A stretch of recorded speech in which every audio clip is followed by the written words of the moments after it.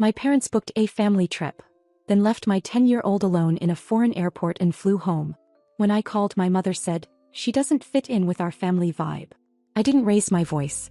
I just started to act. Started like something normal. A few months back, my mom called and said they wanted to do a big family vacation. All expenses paid, cousins included, somewhere warm and special. I said we'd think about it, but she didn't mean me. She meant my daughter Lily. They'd never taken much interest in her before. Birthdays, a quick card and a call. Holidays, maybe a gift, usually something off by a few years. But suddenly they wanted her for a week-long trip across the world. Just her. No mention of me. My mother said it would be good for Lily to bond with her roots. My dad called the next day and said it would help her learn how real families operate. I should have shut it down. I should have trusted my gut. But Lily, she got excited in a way I hadn't seen in a while. She just turned 10, was starting to ask more questions about family, about why we didn't see them often. And when she heard the word Tahiti, that was it. Her backpack was packed in under an hour, koala bear and all. So I agreed. Stupidly. They planned it for weeks. My parents handled the passport, flights, even bought her new luggage. They FaceTimed Lily a few times before the trip, asked about her favorite snacks, offered to teach her how to swim better. Felt weird. Too much effort from people who'd never put much in. But I convinced myself maybe they were trying to be better grandparents. They flew out on a Friday just before Thanksgiving. Group photos started rolling in that night. Palm trees. Smoothies. My niece riding a jet ski with my dad. My sister lounging in a cabana. Lily standing a little off to the side in most of them. But she smiled. The least at first. The first 3 days she called me every night. She talked about swimming in a lagoon, trying coconut water, how clear the ocean was. But by day 4 her voice changed. She said her stomach hurt a little. She missed me. She didn't like sleeping in the hotel room with her cousins. They were mean, she said. I told her to be brave, that she'd be home soon. By day 6 she stopped calling. I texted her. No answer. I asked my mom how she was doing. She said Lily was being dramatic, emotional, that she wasn't blending well with the group. Then the trip ended. At least for everyone else. I didn't know something had gone wrong until the phone rang at 4:47 a.m. I didn't recognize the number. It looked international and I almost let it go to voicemail. But something made me pick up. It was a woman from the airport. She said she was part of the staff at FAA International. They'd found a young girl alone at the terminal. No parent, no guardian. Just a small suitcase, a faded passport and a stuffed koala. She said the girl was calm but scared and had asked to call her mom. It was Lily. I didn't even understand at first. I asked if my parents were there. She paused, then told me gently that the rest of the group had departed several hours ago. They were on a flight back to Los Angeles. My daughter was not on it. I felt something snap. Not panic, not yet. Just this cold, vibrating awareness that something terrible had just shifted in our lives forever. I called my mom. She picked up casually like she'd been expecting me. I said, "Where's Lily?" He said, "Already?" I didn't respond. Then like it meant nothing, she said. "She doesn't fit in with our family vibe." That was all. She said it like she was talking about rearranging patio furniture. Like Lily being left behind in a foreign country was just a scheduling inconvenience. I didn't argue. I didn't ask why. I didn't scream. I just hung up, opened my laptop and started booking flights. I didn't even pack a bag. I didn't tell anyone right away. Not Lily's dad. Not my friends. Not even my boss. The moment I said it out loud, it would become real in a way I wasn't ready for. All I could focus on was getting to her. Everything else could burn later. I booked the first route I could afford that didn't involve waiting an extra day. 2 layovers. Nearly 24 hours of travel. I didn't hesitate. I didn't even look at the seat selection. I just hit confirm. I left my apartment without packing a bag. I grabbed my passport, my phone charger and my wallet. That was it. At the airport I realized I was still wearing the same sweatshirt I'd slept in. My hands were shaking when I handed over my ID. The agent asked if I was okay. I nodded and stared past her. The first flight felt endless. I couldn't sit still. I kept imagining Lily alone in that terminal, wondering why no one was coming back for her. Every few minutes I checked my phone, terrified I'd see a missed call saying something had gone wrong. During the layover, the airport noise started to feel unreal. Families laughed. Kids ran past with stuffed animals. People complained about delays like it mattered. I sat on the floor near an outlet and finally let myself think. My parents hadn't made a mistake. They hadn't forgotten her. They left her. That truth hit me somewhere over the Pacific. Not like a wave, like pressure. Slow, crushing pressure in my chest. Memories started surfacing that I hadn't touched in years. Being excluded. Being told I was too sensitive. Too difficult. Too different. I had spent my entire adult life trying to protect Lily from ever feeling that way. And I handed her straight to them. When I landed for the second layover, my phone buzzed the moment it connected to service. It was a message from the woman at the Tahiti airport. She said Lily had slept in a small staff room. One of the employees stayed with her the entire night. The local police had been notified, but they weren't alarmed. Not yet. Lily hadn't been hurt. She hadn't been alone. I read that message 3 times before my legs gave out and I sat down right there on the floor. Then another notification came in. My sister. She said, "Mom told me you're freaking out." It was blown out of proportion. Lily was fine. I stared at that text for a long time. My hands were steady now. The panic had burned itself out and left something colder behind. The final flight felt longer than all the others combined. I didn't sleep at all. I just replayed Lily's last phone call in my head. The way she'd hesitated before saying goodbye. The way she said she missed me like she wasn't sure she was allowed to. When the plane finally landed in Tahiti, I moved faster than I ever had in my life. A police officer was waiting just past customs. He didn't ask many questions. He already knew. He led me through a side hallway away from the crowds into a small office that smelled like coffee and disinfectant. Lily was sitting on a chair, wrapped in a blanket that was way too big for her. Her koala was tucked under her arm like it had been holding her together. She looked smaller than I remembered. Older too. She stood up when she saw me. I dropped everything. I didn't say her name. I didn't ask if she was okay. I just pulled her into me and held her so tight I felt her breathing slow down against my chest. She didn't cry. She just stayed there like she was afraid if she moved I might disappear. Later, one of the officers explained what happened. How my parents had checked in as a group. How Lily's ticket was never scanned. How no one noticed until the gate was nearly empty. How she waited because she thought maybe they were in the bathroom or getting snacks. How she kept telling people she didn't want to get anyone in trouble. That part hurt the most. When we were finally alone, she asked me one question. Did I do something wrong? That's when I knew this wasn't just about bringing her home. This was about what came next. We stayed in Tahiti 2 nights longer than planned. The flights were all booked solid the day after I found her, and honestly I was fine with that. I didn't want to shove Lily straight onto another plane after what she'd just been through. She barely let go of my hand. Even when she slept, she kept her fingers wrapped around my sleeve like she needed to keep confirming I was still real. The hotel gave us a small room near the beach. She sat outside one evening and stared at the ocean in silence for almost an hour. I didn't interrupt. She didn't cry. She didn't even talk much. It was like something inside her had shut off. That's what scared me the most. Not the abandonment, not the logistics, but the stillness in her. The way she looked like she was already trying to forget. We flew home the next night. 2 layovers again, one in Auckland, one in LAX. The entire trip back I kept thinking about how fast things had shifted.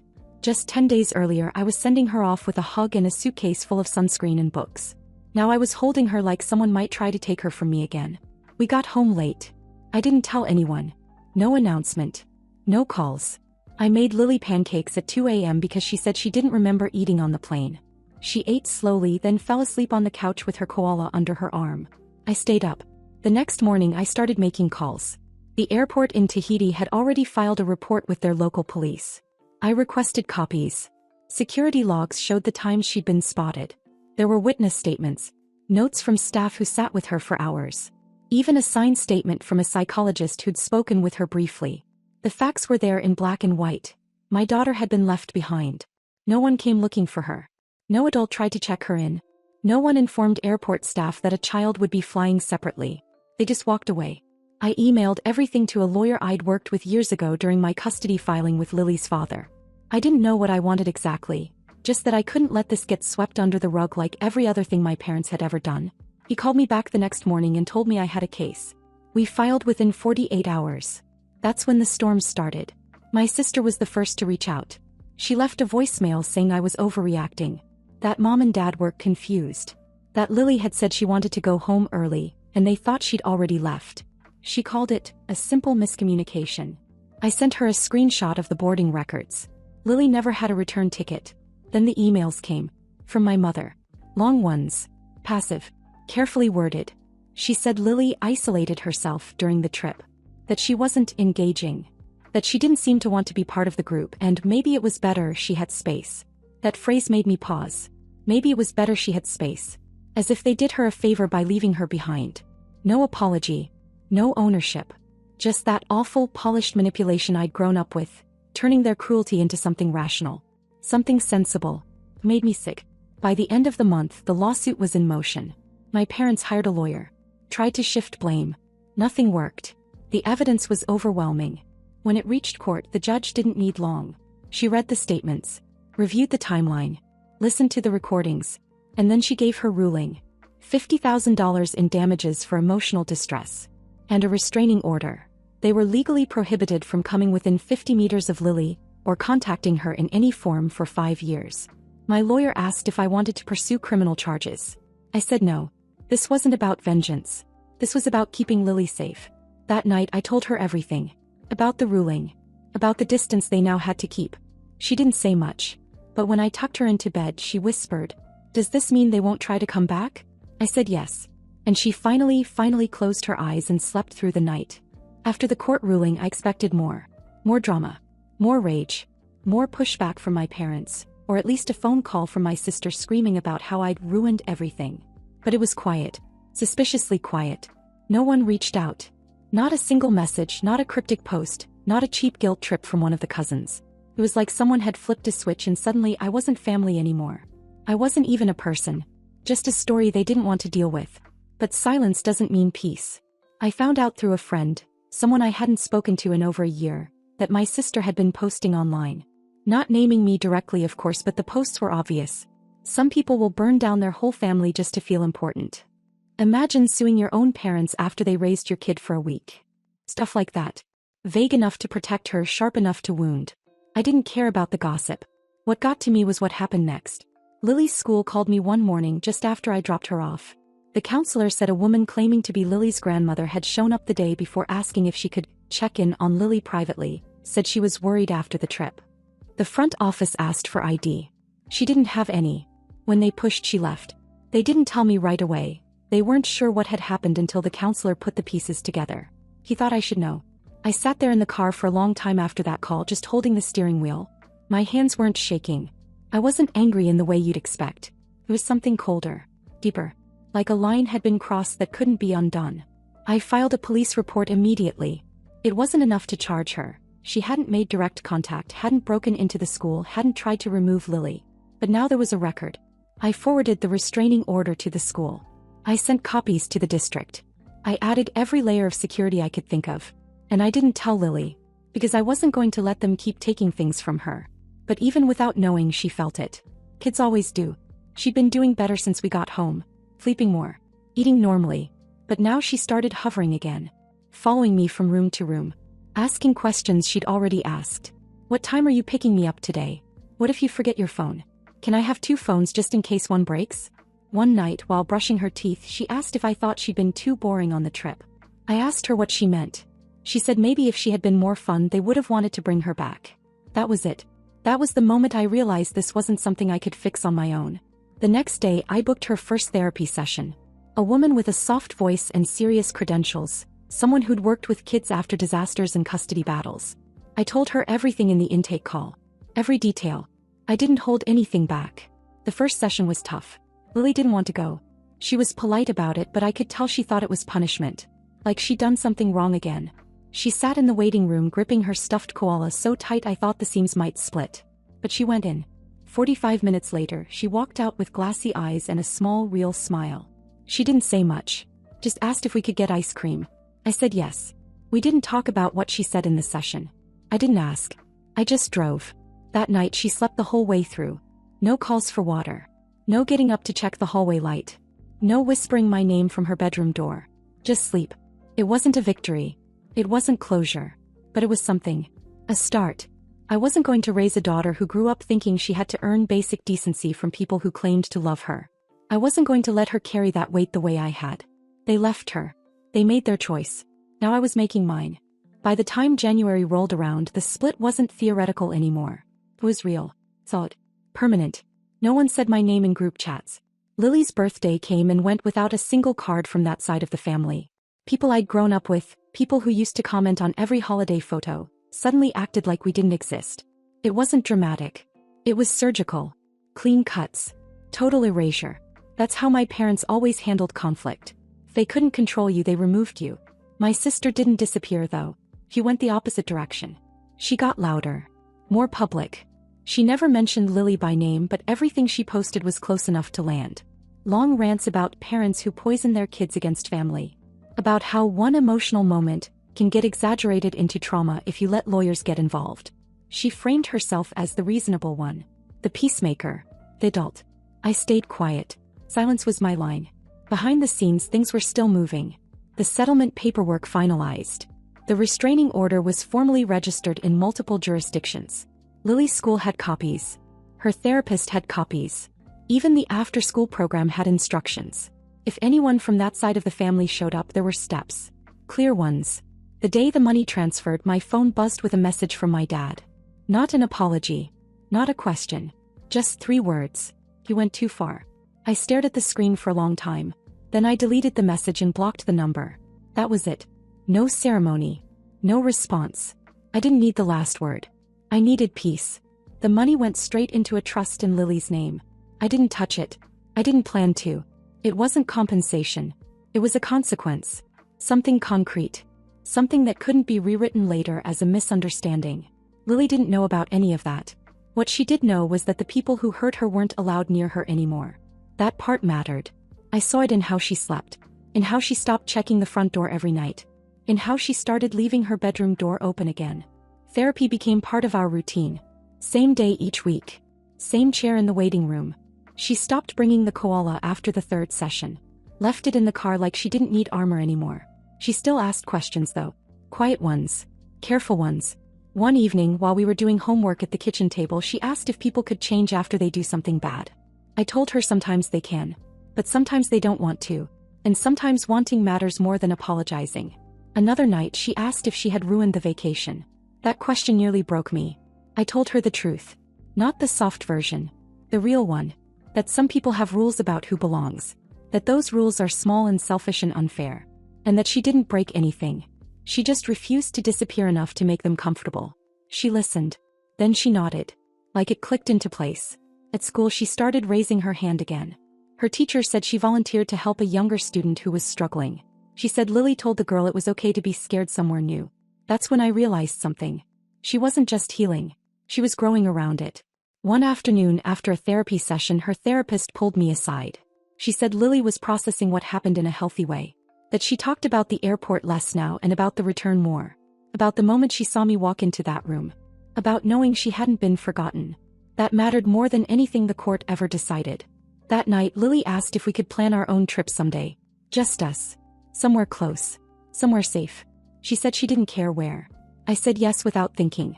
Because the line had already been drawn. And we were standing on the right side of it. Spring didn't arrive all at once. It came in pieces. A few warmer mornings, brighter light through the windows, the first signs of green in the trees outside our apartment.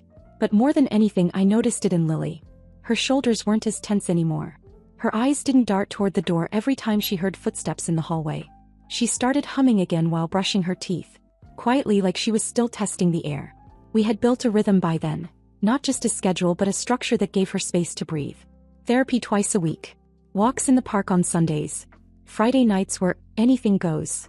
Sometimes pizza, sometimes baking, sometimes just watching cartoons with popcorn and letting ourselves do nothing. She looked forward to it like it was a holiday. The nightmares didn't stop completely, but they came less often. And when they did, she didn't hide them anymore. She'd come into my room, crawl into bed, and just say it was a bad one. We didn't need to explain it. I'd hold her until her breathing slowed, until the knot in her chest unraveled just enough to fall back asleep. The therapist kept saying the same thing: she's working through it. It's not about fixing it. It's about giving her the tools to carry it differently. She told me not to chase normal, that what we were doing now was healing. And she was right. Lily stopped asking about them. My parents. My sister. Philip. She didn't talk about the airport anymore. But one evening, out of nowhere, while we were setting the table, she said, "Do you think they ever missed me?" I didn't answer right away. I wanted to. I wanted to give her a clean, safe answer. But I'd made a promise to myself. No more pretending. I told her the truth. Maybe they did. Maybe they didn't. But the way they showed love had rules. And the first rule was, if you're not easy to love, you get left behind. She nodded. That was all. And I knew she understood in a way that was far too grown up for 10. In April, she brought home a school project. The assignment was to draw a safe place. Her classmates drew tree houses, bedrooms, backyards. Lily drew a plane. 2 people, one tall, one small, sitting side by side. The smaller one leaned against the other's shoulder. The sky outside was deep blue, stars everywhere. She gave it to me without saying anything. I didn't frame it. I taped it up next to the fridge where we'd both see it every day. There were moments I still got angry. Quiet, bitter anger that bubbled up when I saw families holding hands at the park, or heard people talk about their parents babysitting. But I let those moments pass. Because anger wasn't the center of our story anymore. One night after therapy, Lily asked if we could take a trip. Just a weekend, nothing big. She'd found pictures of a little cabin near a lake 2 hours away. She liked the idea of us sitting on the porch doing nothing. She said maybe we could try that next. It hit me how far we'd come.